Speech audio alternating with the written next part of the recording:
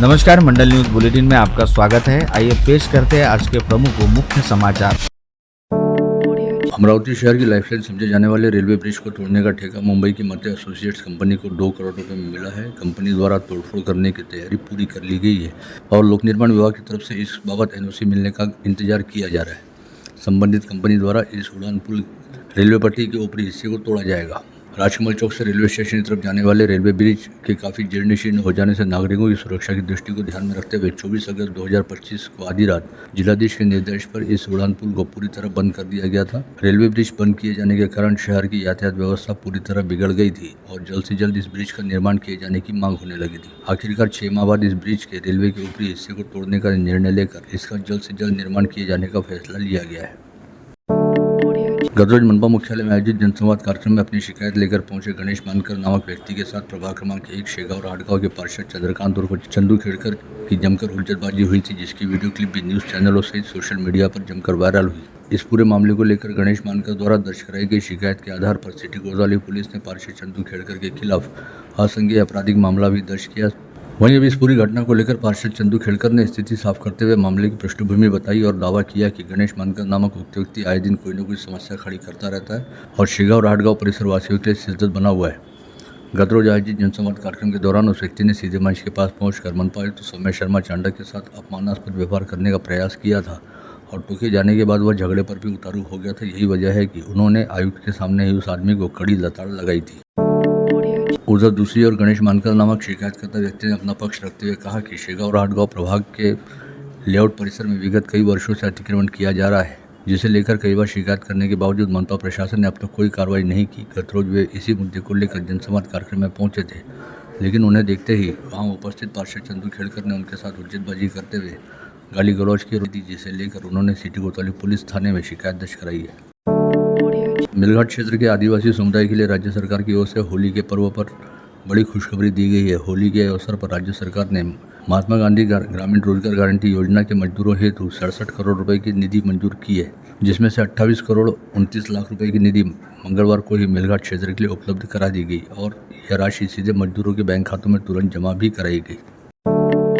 देश की राष्ट्रपति द्रौपदी मुर्मू ने आज संतनगरी शेगांव में गजानन महाराज अभियांत्रिकी महाविद्यालय के प्रांगण में आयोजित राष्ट्रीय आयुष स्वास्थ्य सम्मेलन का उद्घाटन किया। इस समय उन्होंने अपने संबोधन का प्रारंभ गण गण गणात बोलते का जयघोष करते हुए किया और कहा कि सशक्त राष्ट्र के लिए निरोगी नागरिक आवश्यक है। भारत की आयुर्वेद एवं योग तथा यूनानी चिकित्सा पद्धति भी काफ़ी बड़ा महत्व रखती है। ऐसे में भारतीयों को अपने रसोई घर व खेतों में आयुर्वेद का उपयोग बढ़ाना चाहिए।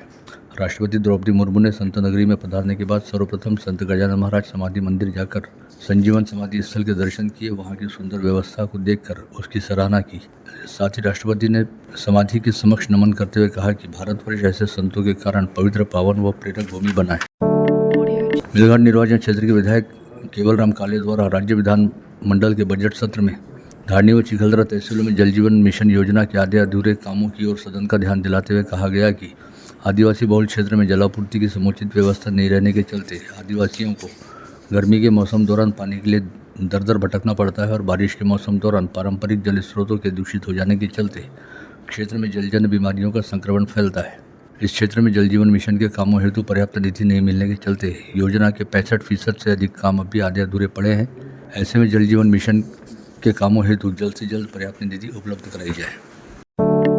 दरियापुर निर्वाचन क्षेत्र के विधायक गजानन लवटे ने राज्य विधानमंडल के जारी बजट सत्र में दरियापुर निर्वाचन क्षेत्र अंतर्गत नई सड़कों के निर्माण व पुरानी सड़कों की देखभाल व दुरुस्ती जैसे कामों के लिए निधि मिलने की अपेक्षा व्यक्त की है। विधायक लवटे के मुताबिक दरियापुर निर्वाचन क्षेत्र अंतर्गत दरियापुर व अंजनगांव सूजी तहसीलों के ग्रामीण क्षेत्रों में विगत 10 से 15 वर्षों से सड़कों की देखभाल व दुरुस्ती का काम नहीं हुआ और दोनों तहसीलों के अधिकांश ग्रामीण क्षेत्रों की सड़कें बदहाल और जर्जर हो चुकी है। साथ ही उन्होंने बजट सत्र में खेलकूद की तमाम अत्याधुनिक सुविधाओं से लैस रहने वाले क्रीड़ा संकुल का मुद्दा भी उठाया और अंजनगांव सुरजी में पुलिस स्टेशन की नई इमारत व वसाहत बनाने हेतु जगह आवंटित किए जाने की मांग भी उठाई। अमरावती संभाग के स्नातक विधायक धीरज लिंगाड़े द्वारा बजट सत्र को लेकर उम्मीद जताते हुए कहा गया कि औद्योगिक रूप से पिछड़े अमरावती संभाग के औद्योगिक बैकलॉग को दूर करने के लिए मुख्यमंत्री देवेंद्र फडणवीस तथा राज्य सरकार द्वारा आवश्यक कदम उठाए जाने चाहिए तथा संभाग के 5 जिलों में बड़े बड़े औद्योगिक यूनिट भी स्थापित किए जाने चाहिए।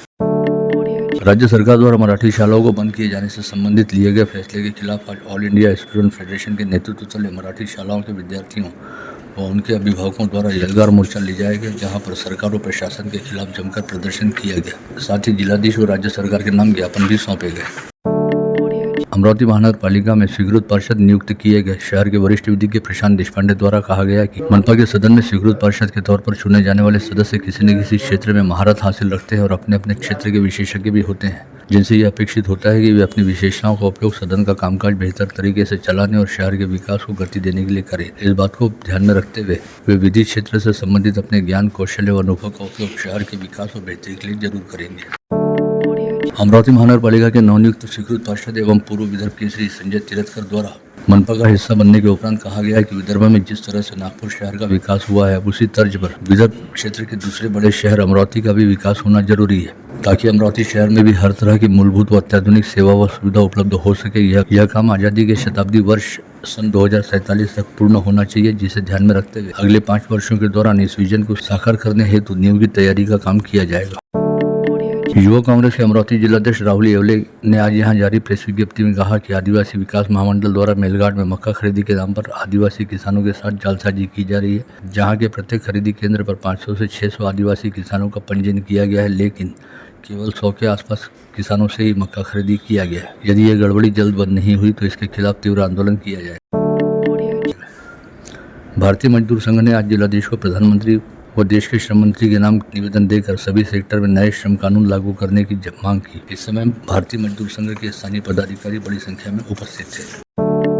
भाजपा अभियंता सेल के अध्यक्ष वैभव बगने सहित सैकड़ों नागरिकों ने आज मनपा आयुक्त सौम्या शर्मा व महापौर श्रीचंद तेजवानी को निवेदन देकर नवसारी के संभाजी चौक व राजपूत चौक परिसर की अवैध झोपड़पट्टी को हटाने की मांग की। इस समय सैकड़ों की संख्या में क्षेत्रवासी उपस्थित थे।